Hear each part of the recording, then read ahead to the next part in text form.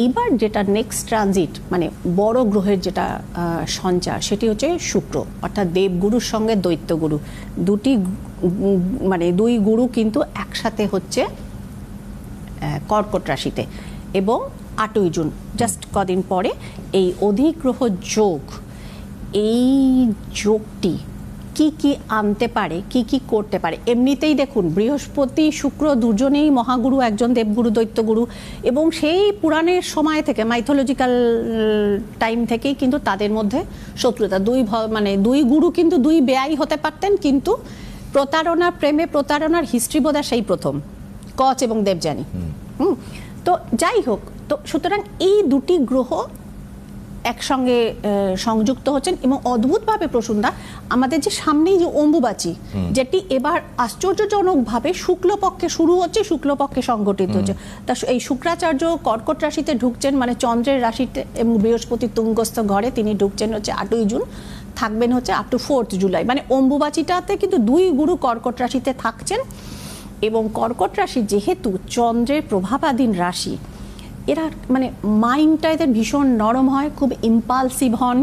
এবং আরেকটি জিনিস, কর্কট রাশির মানুষ এবং মানে পুরুষ এবং মহিলা বড়ই প্রেমিক কিংবা প্রেমিকা হন, দে আর মানে ফুল অফ রোম্যান্স। এবং এই ক্ষেত্রে এই শুক্রের ভূমিকাটা এক্ষেত্রে কিছুটা পজিটিভ তাদের জন্য যাবে। কোন কোন ক্ষেত্রে যাবে? যে সমস্ত মানুষের বহুদিন হয়তো তারা প্রেমে রয়েছেন, সম্পর্কে রয়েছেন, বাড়ি থেকে ছাপটার মারেনি, মানে বিবাহটা হয়নি, রাজি হয়নি, সেক্ষেত্রে কিন্তু শুক্রের ব্লেসিংয়ে বিবাহটা এই যোগে হয়ে যেতে পারে। এবং বৃহস্পতির সঙ্গে থাকায়, বৃহস্পতি কি দেয়, যে শুক্র যেমন ম্যারেজটা দেন, বৃহস্পতি কিন্তু হচ্ছে স্থিতিশীলতা দেন। তো বহুদিন ধরে যারা মানে সেই বাড়ির লোকের অপেক্ষা করেছিলেন, সেক্ষেত্রে কিন্তু হয়ে যেতে পারে, এবং সেই ম্যারেজটা স্থিতিশীলতা জায়গাটা থাকবে বলে আমার বিশ্বাস। এবং আরেকটা জিনিসও হতে পারে প্রসূনদা, যেটা হচ্ছে যে ধরুন প্রচুর লোকের, আমি তো অনেক প্রোগ্রামে বলেছি যে বিয়েটা ব্লক করা আছে বা উন্নতিটা ব্লক করা। শুক্র তো শুধুই মাত্র বিবাহ কারক নন, তিনি আমাদের এই যে বিভিন্ন নলেজ, সায়েন্টিফিক এই যে জায়গা, কেমিস্ট্রির অধ্যবসায়, এইগুলো সমস্ত তিনি কারক। কাজেই বেশ কিছু ছেলেমেয়ে কিন্তু মানে আমরা কিছু মেরিট কিন্তু উঠে আসতে দেখব, যেগুলো খুব আশ্চর্যজনক। বা যাদের অনেক সময় হয়তো দেখুন হয়তো প্রত্যন্ত গ্রাম থেকে উঠে আসেন, মানে তাদের সাবডিউট করে রাখা হয় কলকাতা স্কুলে বা কলেজে, এটা একটা হয়। তো র্যাগিং নামক জিনিসটি এখন সেভাবে হয় না, কিন্তু সাবডিউট করে রাখার প্রবণতা মফস্বলের ছেলেমেয়েরা বা প্রত্যন্ত পাড়াগা অঞ্চল থেকে প্রচুর মেরিটোরিয়াস ছেলেমেয়ে থাকেন সেখানে, তারা সেভাবে সুযোগটা পান না, হয়তো সেই সুযোগটা আসবে। এবং বিয়েতে বাধা যাদের দীর্ঘদিন হচ্ছিল, সামনে অম্বুবাচী, তাদেরকে একটা জিনিসই বলবো, এই যোগটায় যদি আপনারা সেই মানে রিমুভালটা করিয়ে নিতে পারেন, বিয়েটা কিন্তু মানে চট করে কানেক্ট করে যাওয়ার জায়গা রয়েছে।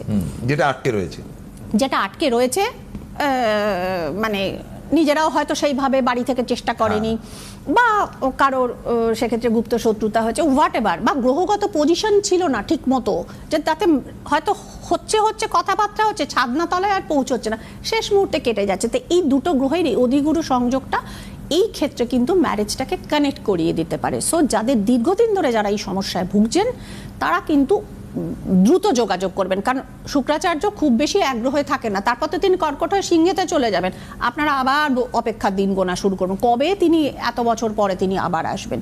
তো সুতরাং শুক্রের এই সংযোগ কর্কট রাশিতে অত্যন্ত ফলপ্রসূ, এবং দুটি গ্রহ সংযোগ রয়েছে। এবং একটি জিনিস প্রসূনদা বলি, চন্দ্রে প্রভাবিত হওয়াতে এই কর্কট রাশির অত্যন্ত সেন্সিটিভ হন, এবং চন্দ্রকে বলবান, এবং তারা কি হন ভীষণ ইম্পালসিভ, এই মুহূর্তে এটা ভাবছেন, পর মুহূর্তে ওটা ভাবছেন, অর্থাৎ ভাবনা চিন্তা না, স্টেবিলিটিটা থাকে না।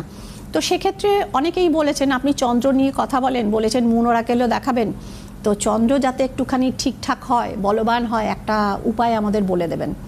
উপায় বরং একটা আজকে বলে দিই, আপনারা এটা করুন।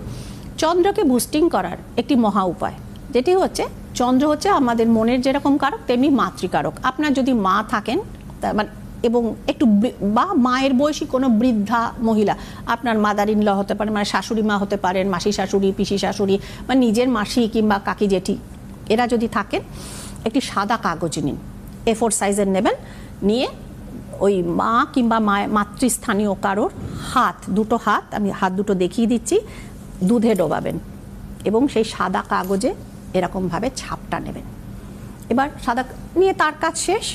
মনে মনে চন্দ্রের কাছে প্রার্থনা করবেন, আমার তুমি মানসিক জায়গাটায় এবং মানসিক শক্তিটা তুমি বলবান করো, অথবা আপনার যে মানসিক ইচ্ছেটা দীর্ঘদিন ধরে পূরণ হচ্ছিল না সেটা করবেন।